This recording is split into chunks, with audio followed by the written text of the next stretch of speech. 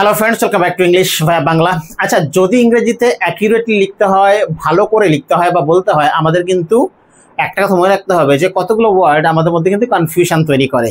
যেমন করে দুটো কনজাংশন ইয়েট অ্যান্ড বাট। সমস্যা এটাই বা বাস্তব এটাই যে আমরা বেশিরভাগই জানি না ইয়েটকে কোথায় ব্যবহার করতে হয়। ফলে দেখা যাবে যে 99% ক্ষেত্রে আমরা বাট দিয়ে ইয়েটের কাজ চালিয়ে দিই। তার মানে আমরা হয় ইয়েটকে আদৌ ব্যবহার করি না, বা করলেও তার জায়গায় ব্যবহার করি বাটকে, এবং অবশ্যই ক্ষেত্রে ভুলভাবে ব্যবহার করা হয়।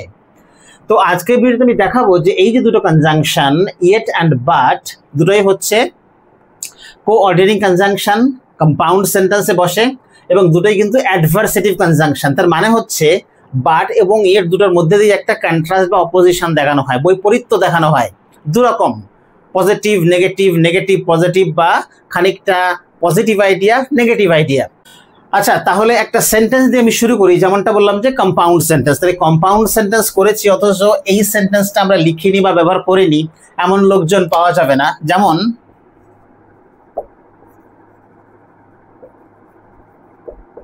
হি ইজ পুয়ার বাট অনেস্ট। খুব ভালো কথা, কম্পাউন্ড সেন্টেন্স, একদম সাদামাটা সেন্টেন্স।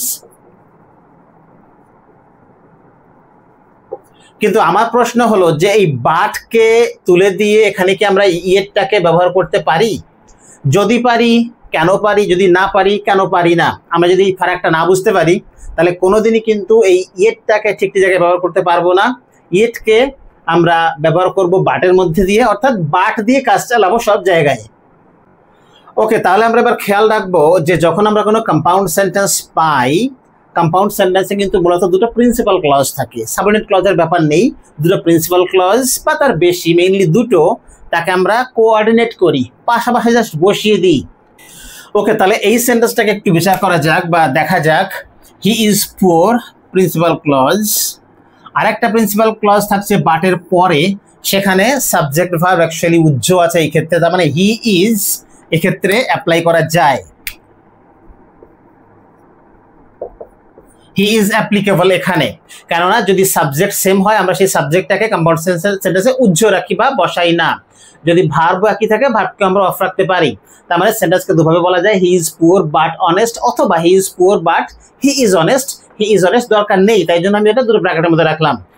তার মানে দাঁড়াচ্ছে শুরুতে একটা প্রিন্সিপাল ক্লজ, বাট বা ইয়েট মাঝে বসলো, এবং শেষে আর একটা প্রিন্সিপাল ক্লজ আমরা বসিয়ে কম্পাউন্ড সেন্টেন্স ফ্রেম করব। বেশ, এবারে মজার ব্যাপার হলো এই যে দুটো প্রিন্সিপাল ক্লজ, তার একটা হবে পজিটিভ, অন্যটা হবে নেগেটিভ। মানে একটার মধ্যে দিয়ে একটা পজিটিভ সেন্স প্রকাশ পাবে, অন্যটার মধ্যে নেগেটিভ, আবার ঘুরেও যেতে পারে। তার মানে শুরুটা পজিটিভ পরেরটা নেগেটিভ হলো, বা শুরুটা নেগেটিভ পরেরটা পজিটিভ হলো, এটাও হতে পারে। এইবার এই যে অপোজিশন বা কন্ট্রাস্ট, এই কন্ট্রাস্ট আমরা যদি প্রকাশ করতে চাই, তাহলে কম্পাউন্ড সেন্টেন্সে আমাদের দুটো রাস্তা। একটা হলো এটা, এই সেন্টেন্সের মধ্যে পাচ্ছি। এক্ষেত্রে আমরা কি করলাম? আমরা অ্যাডজেক্টিভ ইউজ করলাম, অর্থাৎ দুটো ক্লজেই, প্রিন্সিপাল ক্লজেই দু রকমের মানে অপোজিট টাইপের অ্যাডজেক্টিভ ব্যবহার করে দুটো ডিফারেন্ট বা কন্ট্রাস্টিং আইডিয়া নিয়ে এলাম। এরপর 2 নম্বর যে উপায়, সেখানে আমরা কিন্তু এরকম অ্যাডজেক্টিভ ইউজ করব না, আমরা নিয়ে আসবো ভার্ব বা অ্যাকশন ভার্ব। একটা এক্সাম্পল দিই। ওকে, তাহলে আমরা কি পেলাম? হি worked really hard, yet or but কোনটা হবে আমরা দেখব। তারপরে he could not get good grade, যেহেতু সাবজেক্ট সেম আমরা এটাকে ড্রপ করে রাখতে পারি, বা আমরা ওটাকে মেনশন নাও করতে পারি। তাহলে এবার আমরা লক্ষ্য করব যে 2 নম্বর সেন্টেন্সের ক্ষেত্রে কিন্তু কোনো অ্যাডজেক্টিভ নেই, আমরা অ্যাডজেক্টিভ ইউজ করলাম না, অপোজিশন বা কন্ট্রাস্ট ক্রিয়েট করলাম। কিসের মধ্যে দিয়ে? ভার্বের মধ্যে দিয়ে, ওয়ার্কিং রিয়েলি হার্ড। আর এদিকে could not get good grade, তাহলে কোনটা পজিটিভ বা কোনটা নেগেটিভ? ওয়ার্কিং রিয়েলি হার্ড, এটা একটা ভালো ব্যাপার, আমরা অ্যাপ্রিসিয়েট করি, আমরা এটাকে প্রেইজ করি, তাহলে এটাকে আমরা ধরবো একটা পজিটিভ ইমপ্রেশন বা আইডিয়া। অন্যদিকে could not get good grade, তার মানে ভালো একটা গ্রেড না পাওয়া, ভালো একটা রেজাল্ট, মনোপুত রেজাল্ট না করতে পারাটা, এটা নেগেটিভ আইডিয়া ধরা যেতে পারে। তাহলে এখানেও কিন্তু অপোজিট বা কন্ট্রাস্টিং আইডিয়াজ আমরা পাশাপাশি রাখলাম।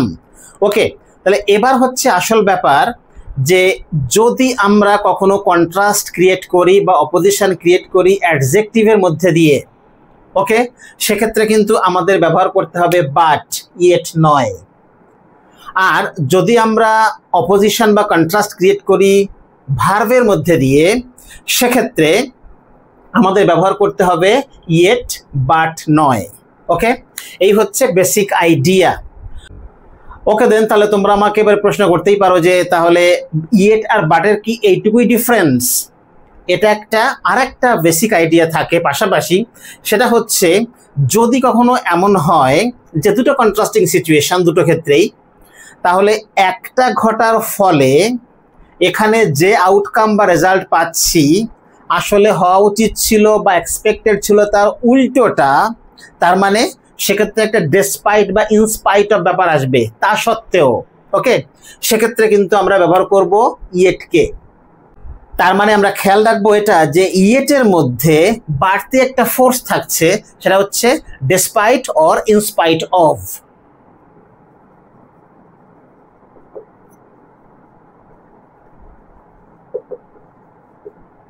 তা সত্ত্বেও।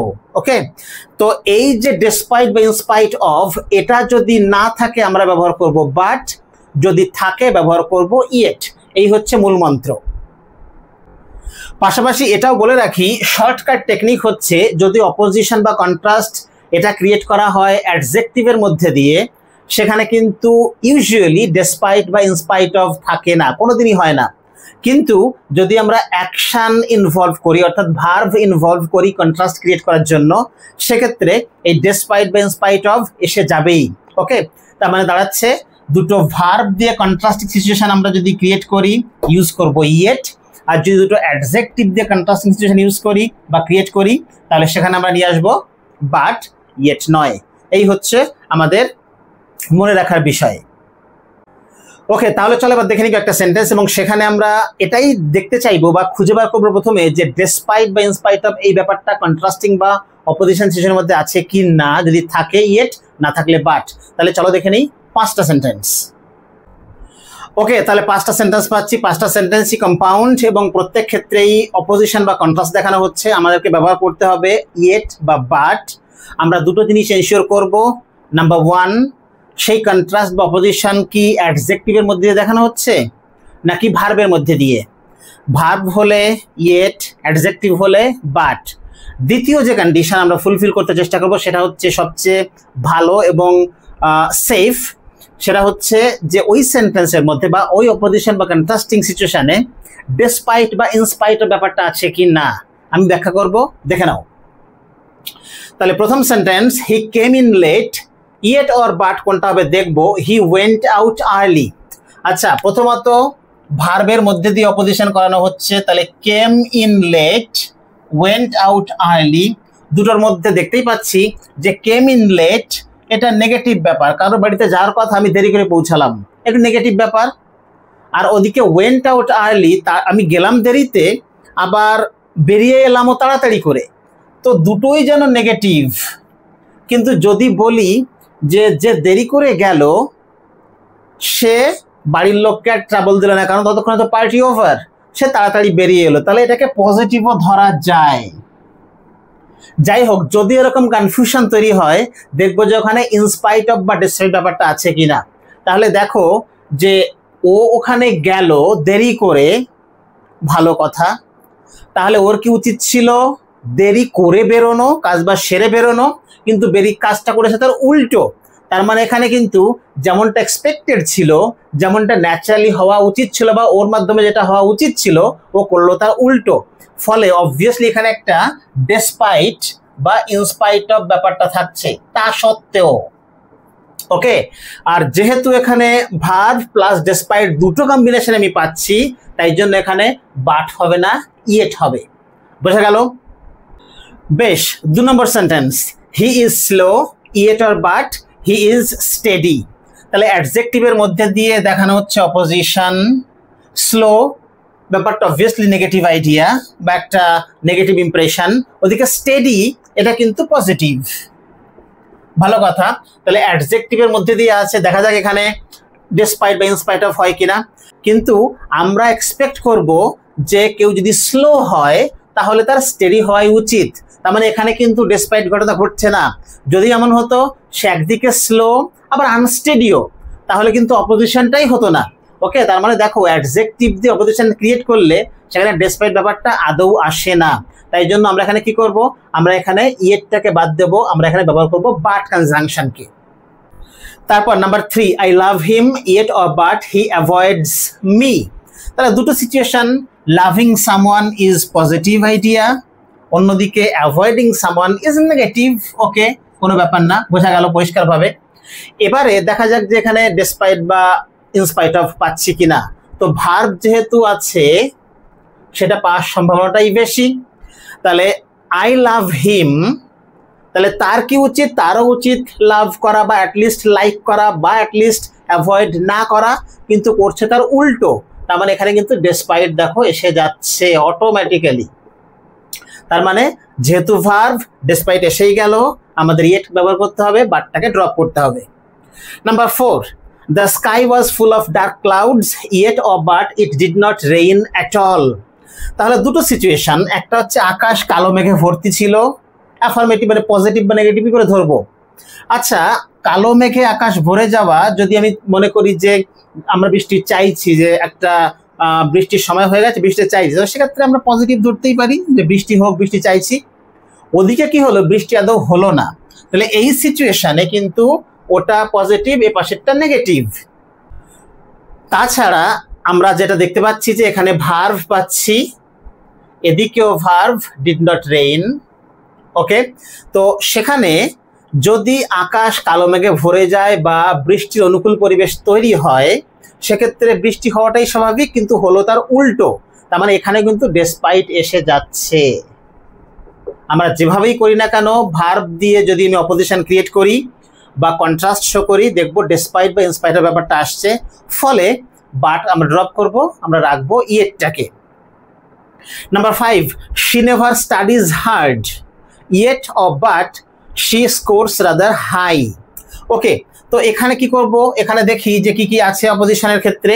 তো এখানে studies hard, never studies hard, in fact এটা নেগেটিভ আইডিয়া। এখানে স্কোরস রাদার হাই, পজিটিভ, ভার্বের মধ্যে দিয়ে আমরা পাচ্ছি সেটা। এবারে দেখো যে সে খুব কঠিন পরিশ্রম করে না, তাহলে তার স্কোরটা লোয়ার হওয়ার কথা, কিন্তু সে স্কোরটা বরং একটু হাইয়ের দিকেই করে। তার মানে যেমনটা এক্সপেক্টেড বা যেমনটা হওয়া উচিত হয় তার উল্টো। তার মানে এখানে কিন্তু ডেসপাইট ব্যাপারটা অটোমেটিক্যালি ইনভলভড। ফলে আমরা এখানেও বাটকে ড্রপ করব, ইয়েটটাকে রাখবো। তাহলে তোমরা দেখলে যে খুব সহজেই এই দুটো ব্যাপার মাথায় রেখে আমরা ইয়েট অর বাটকে চট করে একদম অন দ্য গো ব্যবহার করে ফেলতে পারি, ঠিকভাবে বা নির্ভুলভাবে। ওকে, তাহলে আজকে এই পর্যন্তই। আমি এর পরের ভিডিও মানে নেক্সট ভিডিওতে নিয়ে আসবো একটা দারুণ টপিক, সেটা এরার কারেকশনের একটা মাস্টার স্ট্রোক।